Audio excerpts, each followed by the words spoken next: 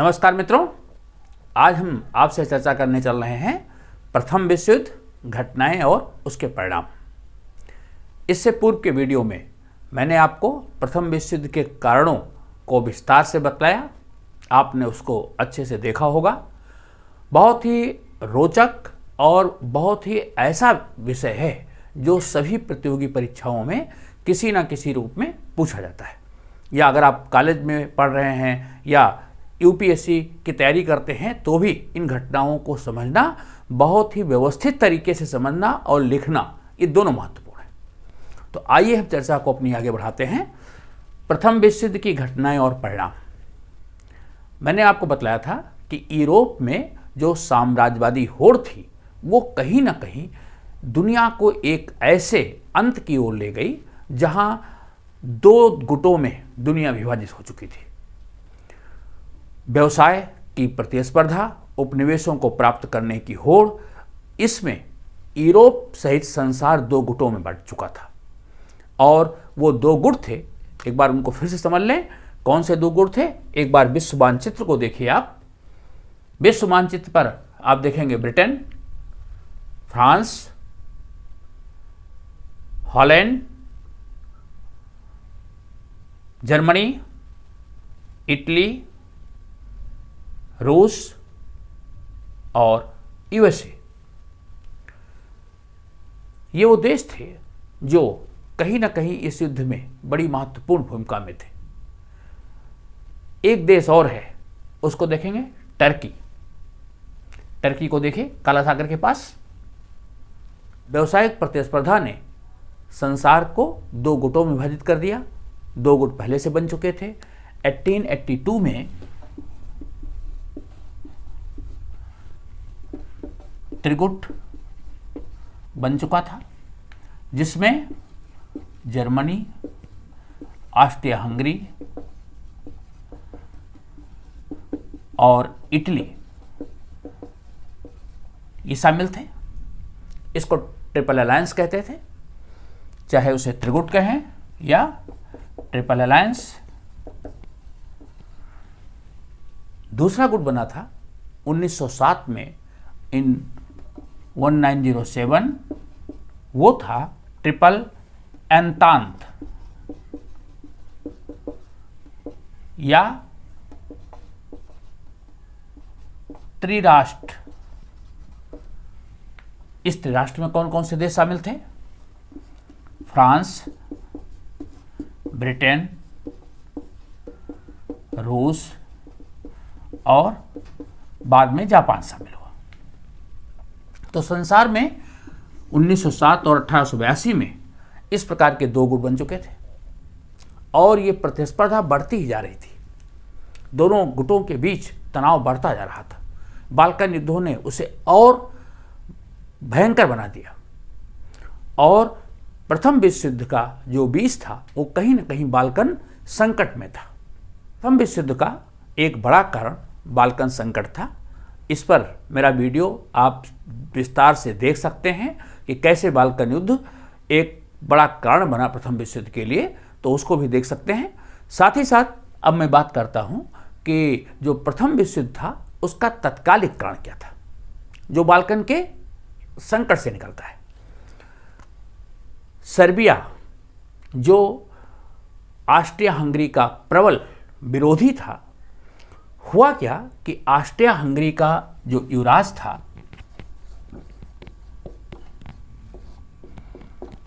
Arc Duke Francis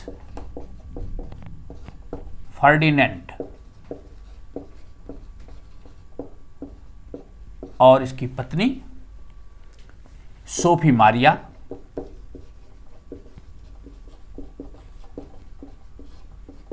ये दोनों Bosnia की राजधानी सराजेवो शहर में जब यात्रा पर आए तो वहां पर सर्बिया का जो एक आतंकवादी संगठन था, ब्लैक डेथ या संगठन और मृत्यु, उसका एक सदस्य था गैब्रिएलो प्रिंसेप। गैब्रिएलो प्रिंसेप ने 28 जून 1914 1914, 28 जून 1914 को ऑस्ट्रिया के युवराज आर्क ड्यूक फर्डिनेंड और मारिया दोनों की गोली मार करके हत्या कर दी। ये एक बहुत बड़ी घटना थी। जो गद्दी का दावेदार था, जो ऑस्ट्रिया हंगरी का युवराज था, उसको बोस्निया की राजधानी में शूट कर दिया गया। ऑस्ट्रिया हंगरी ने इस घटना के लिए सर्बिया को चेतावनी दी कि वो हत्यारे को 1 माह के अंदर ऑस्ट्रिया हंगरी को सौंपे, अन्यथा युद्ध के लिए तैयार रहे। यही हुआ। 28 जून को घटना हुई। 28 जुलाई 1914 तक का समय था सर्बिया के पास, लेकिन सर्बिया ने किसी भी प्रकार की कोई पहल नहीं की जिससे कि इस युद्ध को, इस तनाव को टाला जा सके। अच्छा, जो ये तनाव था, ये तनाव सारे देश जान रहे थे कहीं ना कहीं विश्व युद्ध की ओर जा सकता है। तनाव बढ़ता जा रहा था। सर्बिया झुकने को तैयार नहीं था। सर्बिया को रूस का सहयोग मिल रहा था। मानचित्र में जरा इन देशों की पोजीशन को फिर से देख लीजिए। सर्बिया का पड़ोसी देश है रूस, और रूस का समर्थन सर्बिया को प्राप्त था। इसी तरह ऑस्ट्रिया हंगरी को समर्थन प्राप्त था जर्मनी का। संसार के देश चाहते थे कि ये तनाव स्थानीय ही रहे, बढ़ने न पाए। इंग्लैंड के विदेश मंत्री एडवर्ड ग्रे ने इस मामले में पहल की कि ये युद्ध बड़ा न होने पाए, इस तनाव को कम से कम कर दिया जाए। तो इंग्लैंड के विदेश मंत्री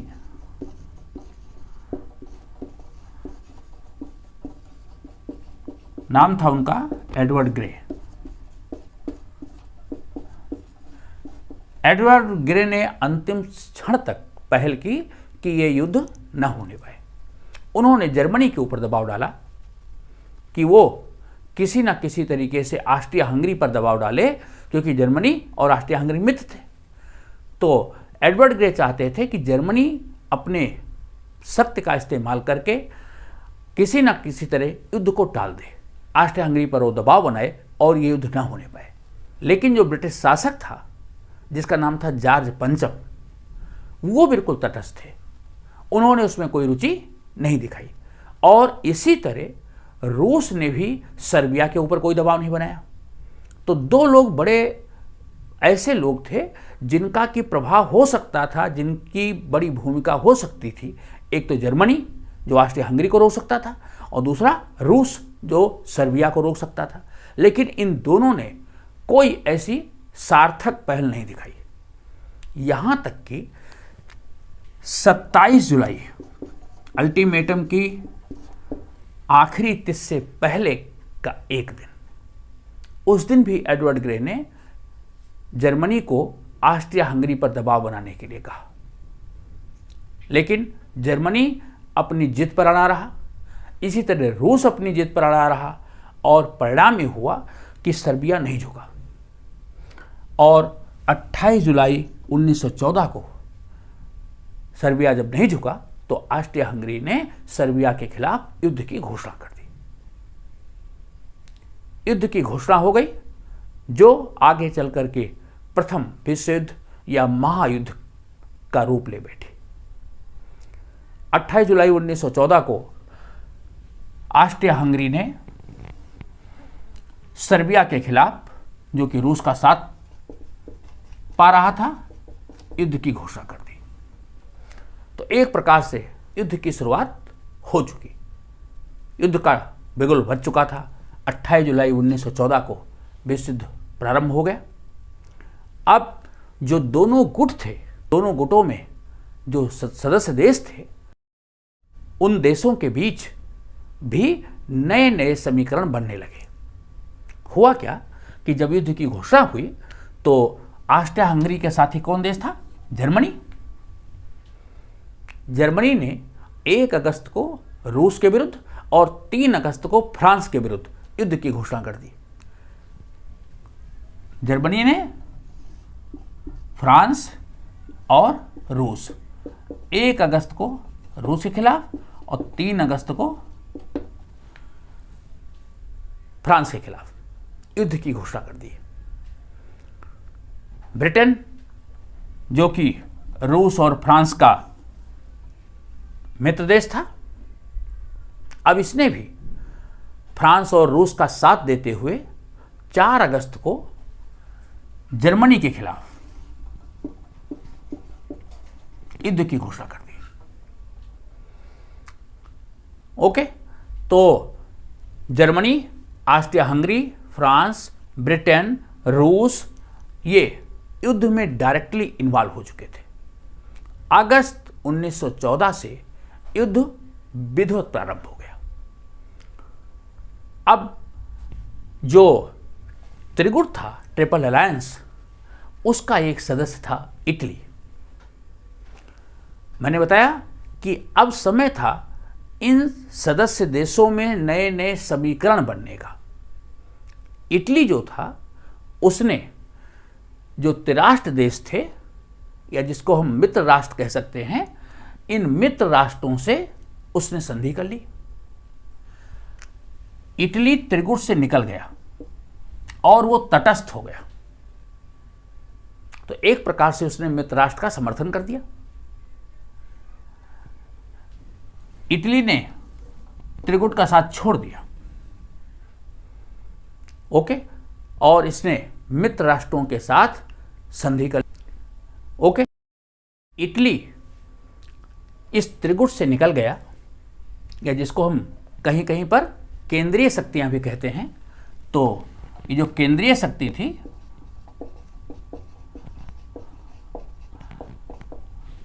और इसको हम कहेंगे मित्र राष्ट्र।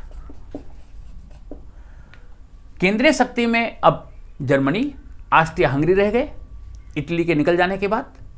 लेकिन 2 इसको ऐसे देश और नए सहयोगी मिल गए जिससे कि इनकी स्थिति मजबूत हो गई। हुआ क्या, अक्टूबर 1914 में केंद्रीय शक्ति के साथ आने वाला देश था टर्की। ये इस्लामिक राष्ट्र था। इसने अक्टूबर 1914 में केंद्रीय शक्तियों के साथ हाथ मिला लिया और ये जर्मनी, ऑस्ट्रिया हंगरी के साथ युद्ध में शामिल हो गया। और दूसरा देश था बुल्गारिया। तो बुल्गारिया भी इसके साथ आ गया। अब जरा विश्व मानचित्र पर जो केंद्रीय शक्तियां हैं इनको देख लीजिए। अब केंद्रीय शक्तियां कौन कौन हो गई? जर्मनी, ऑस्ट्रिया हंगरी, बुल्गारिया और टर्की एक तरफ। दूसरी तरफ फ्रांस, ब्रिटेन, रूस ये एक तरफ। जापान भी उनके साथ सहयोगी देश था। युद्ध प्रारंभ हो गया। लेकिन अब टर्की के केंद्रीय शक्ति के साथ शामिल हो जाने से जो विश्व की सामरिक स्थिति थी वो बदल गई। हुआ क्या कि जो काला सागर की स्ट्रीट है, उस स्ट्रेट में आने वाले जो पानी के जहाज थे जिनसे कि रूस को अनाज पहुंचता था, तेल पहुंचता था, उस पर रोक लग गई। काला सागर के रास्ते रूस को होने वाले व्यापार पर रोक लग गई। क्यों? क्योंकि टर्की रूस के विरुद्ध था। जरा काला सागर और टर्की तथा रूस की स्थिति को देखिए। भूमध्य सागर के रास्ते अरब देशों से जो तेल का व्यापार होता था, या यूरोपीय देशों से जो खाद्यान्न का व्यापार रूस करता था, उस व्यापार पर रोक लग गई। काला सागर के रास्ते जाना मुश्किल हो गया। टर्की उसका विरोधी देश था। दूसरी ओर ब्रिटेन, फ्रांस को एक प्रबल चुनौती ये मिली कि टर्की इस्लामिक देश और ब्रिटेन तथा फ्रांस दोनों के उपनिवेश एशिया और अफ्रीका में थे। ज्यादातर देशों में इस्लाम धर्म को मानने वाले लोग थे। तो फ्रांस और ब्रिटेन को यह चिंता सता रही थी कि कहीं ऐसा ना हो कि सारे इस्लामिक देश टर्की की वजह से एकजुट हो जाएं, लामबंद हो जाएं, और ऐसी स्थिति में फ्रांस और ब्रिटेन को एक नई मुसीबत में फंसना पड़ जाए। तो फ्रांस, ब्रिटेन इस्लामिक शक्तियों के यूनियंस के डर से प्रभावित थे। रूस का ट्रेड समाप्त हो चुका था। ऐसी स्थिति में युद्ध का पड़ाव शुरू में जर्मनी, ऑस्ट्रिया हंगरी और टर्की तथा बुल्गारिया के पक्ष में होता दिखा। युद्ध की घटनाएं बहुत तेजी से चली। बड़े पैमाने पर पूरे यूरोप के देशों में युद्ध प्रारंभ हो गया।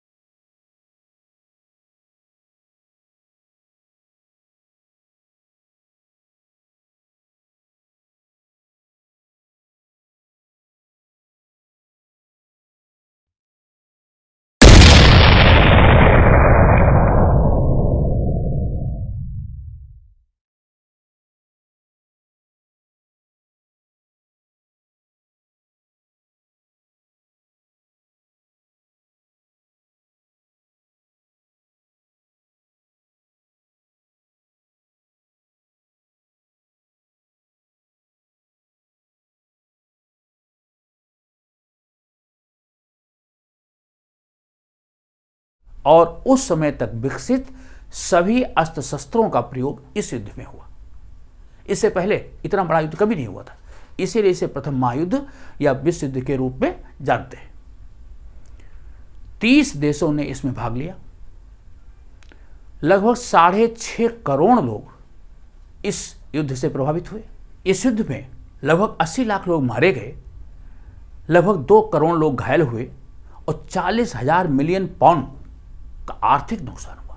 तो इतना बड़ा आर्थिक और मानवीय नुकसान, जिस युद्ध को अगर सार्थक पहल की जाती तो शायद रोका जा सकता था, लेकिन जब युद्ध प्रारंभ हो गया तो उसने बड़ा रूप ले लिया जिसको लोगों ने सोचा भी नहीं था।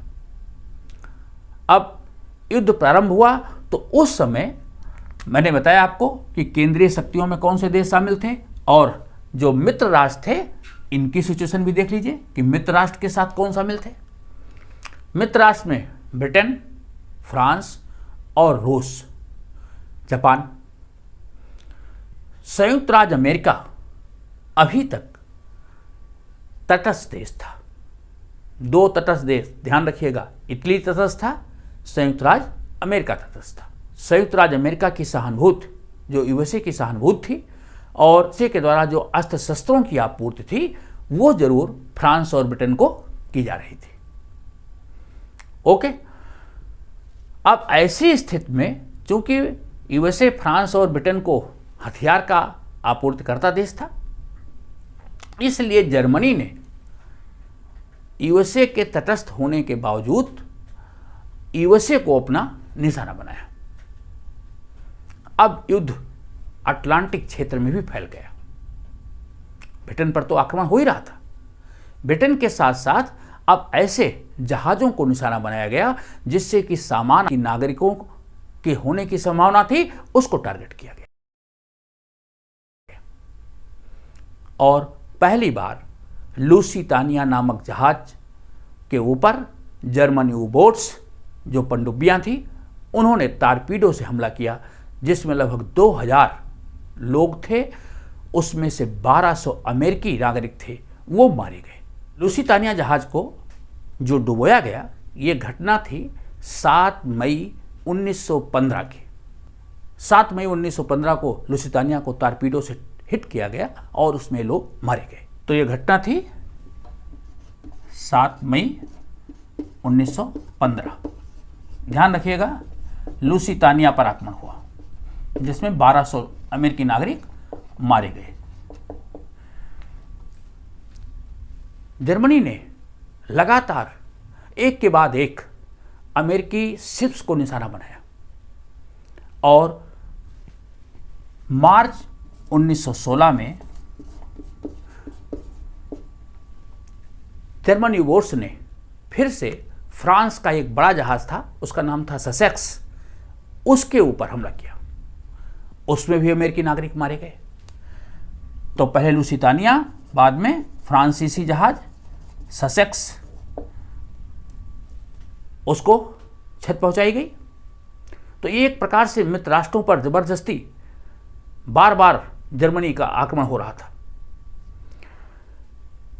अगेन मार्च 1917, लगभग एक साल का इंटरवल, मार्च 1917 में फ्रांस के 5 जहाज जर्मन यू-बोट्स ने उड़ा दिए और इस प्रकार ये एक बहुत बड़ा आक्रमण था जिसमें कि फ्रांस के 5 जहाज को टारगेट किया गया। मित्र राष्ट्रों के जहाज जर्मन यू-बोट्स के लगातार शिकार होते जा रहे थे। अमेरिकी नागरिक मारे जा चुके थे। अमेरिका अब इससे जर्मनी और ऑस्ट्रिया हंगरी के विरुद्ध बिल्कुल बौखला गया। साथ ही साथ अमेरिकी लोगों को इस बात के पुख्ता प्रमाण मिले कि जो जर्मनी, ऑस्ट्रिया हंगरी तथा टर्की का गुट है, यह एक नया फ्रंट खोलना चाहते हैं अमेरिका में। ये जर्मनी, ऑस्ट्रिया हंगरी और टर्की ने क्या किया कि उन्होंने सोचा कि जो यूएसए है, इन लोगों को जो हथियार आपूर्ति करता है, अगर उसको उत्तरी अमेरिका में ही रोक दिया जाए तो बेहतर होगा। और इसके लिए जरा विश्व मानचित्र देखिए, यूएसए के ठीक नीचे है मैक्सिको।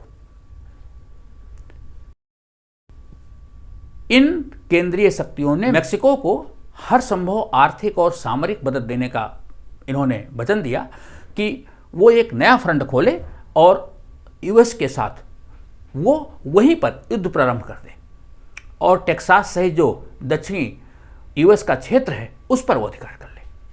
ये टेलीग्राफिक मैसेज अमेरिका के जो कूटनीतिक लोग थे, जो बड़े पदाधिकारी थे, उन तक प्राप्त हो चुका था। इसलिए अमेरिका और सशंकित था। यूएसए अब ऑस्ट्रिया हंगरी, जर्मनी और टर्की के विरुद्ध हो गया। एक तो उसके नागरिक मारे गए, दूसरा ये संभावना ये लोग उत्तरी अमेरिका में एक नया फ्रंट खोलने जा रहे हैं।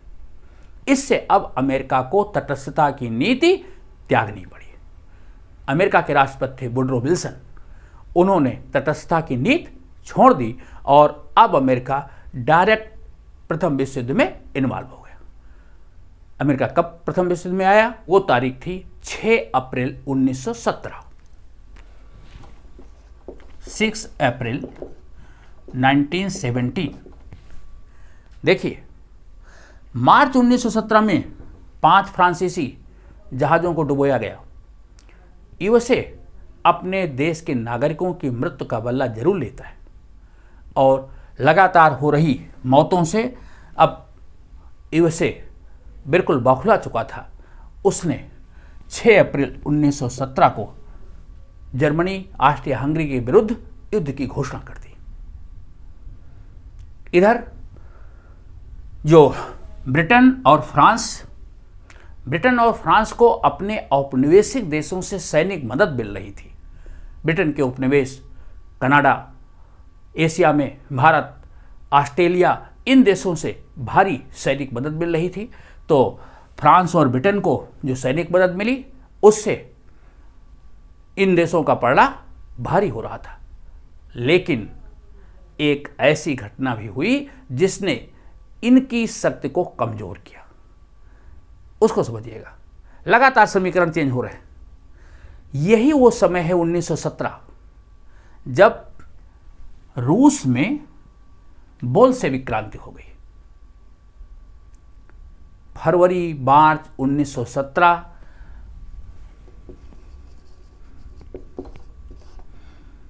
1917 फरवरी 1917 या उसको मार्च 1917 कहते हैं, पहली क्रांति हुई। बाद में अक्टूबर और नवंबर 1917 रशियन कैलेंडर और इंटरनेशनल कैलेंडर के अनुसार मैंने तिथियां लिखी हैं, भ्रम में मत पड़िएगा। तो फरवरी या मार्च 1917 या जिसको हम मार्च क्रांति कहते हैं या नवंबर क्रांति कहते हैं, 1917 में बोल्शेविक क्रांति हुई और इस क्रांति के बाद रूस 1917 में विश्व युद्ध से हट गया। अप्रैल 1917 में यूएस ने मित्र राष्ट्रों के ग्रुप को ज्वाइन किया, लेकिन एक बड़ा देश रूस नवंबर 1917 की बोल्शेविक क्रांति के बाद उसने जर्मनी के साथ 1918 में ब्रेस्ट-लिटोव की संधि की और उस संधि से उसने प्रथम विश्व युद्ध से अपने आप को विड्रॉ कर लिया। 1918 में ब्रेस्ट-लिटोव की संधि हुई थी। किसके किसके बीच में? जर्मनी और रूस के बीच। लेनिन ने यह संधि की और संधि करके रूस को विश्व युद्ध से उन्होंने अलग कर दिया। यद्यपि रूस के लिए अपमानजनक संधि थी, ब्रेस्ट-लिटोव की संधि में जर्मनी को बहुत से प्रदेश रूस को देने पड़े थे, लेकिन उनका एजेंडा था कि हम रूस में शांति लाएंगे, रूस को विश्व से अलग करेंगे, तो उन्होंने इस कीमत पर भी रूस को विश्व से अलग कर लिया। तो 1917 में समीकरण क्या परिवर्तित हुआ, इसको ध्यान में रखिएगा। यूएस का आगमन और रूस का विश्व युद्ध से अलग होना। यूएस के आने के बाद जो मित्र राष्ट्रों का पड़ाव था वो भारी ही बना रहा और अब धीरे धीरे जो केंद्रीय शक्तियां थी वो कमजोर होती जा रही थी। और एक समय ऐसा आया कि जब जर्मनी के प्रतिनिधियों ने मित्र राष्ट्र के सेनापति जो फ्रांस के रहने वाले थे, मार्शल फोच, उनके सामने आकर के उन्होंने घुटने टेक दिए और मार्शल फोच के पास उपस्थित होकर के उन्होंने 11 नवंबर 1918 को 11 बजे उन्होंने युद्ध विराम संधि पर हस्ताक्षर कर दिया। तो इस प्रकार जो युद्ध 28 जुलाई 1914 को चालू हुआ था वो 11 नवंबर 1918 को समाप्त हुआ। युद्ध कितने दिन चला? 4 वर्ष 3 माह 11 दिन। 4 वर्ष 3 माह 11 दिन, इतना लंबा युद्ध चला। और इस युद्ध ने धन और जन दोनों की क्षति पहुंचाई। मैंने आपको बताया कि लगभग 80 लाख लोग मारे गए, 2 करोड़ से भी अधिक लोग घायल हुए, 40,000 मिलियन पाउंड का नुकसान हुआ, लगभग 30 देशों के 6.5 करोड़ लोग इससे प्रभावित हुए। युद्ध के बाद तो पूरे विश्व राजनीति के ऊपर बड़ा प्रभाव पड़ा। कई देशों की अर्थव्यवस्था तबाह हो गई, यूरोप में नए राजनीतिक समीकरण बने, नए देशों का उदय हुआ, व्यापार का जो नुकसान हुआ था इन 4 वर्षों के दौरान, इसके अतिरिक्त शिक्षा, विज्ञान, साहित्य एक अपूर्णीय क्षति। साथ ही साथ जो नस्ली समानता का आंदोलन था उसको बड़ी क्षति हुई और संसार के कई देशों में महिलाओं को जो मताधिकार था, जैसे रूस में 1917, ब्रिटेन में 1918, जर्मनी में 1920 में महिलाओं को मताधिकार भी मिला। तो कुछ नुकसान हुए और कुछ लाभ भी हुए।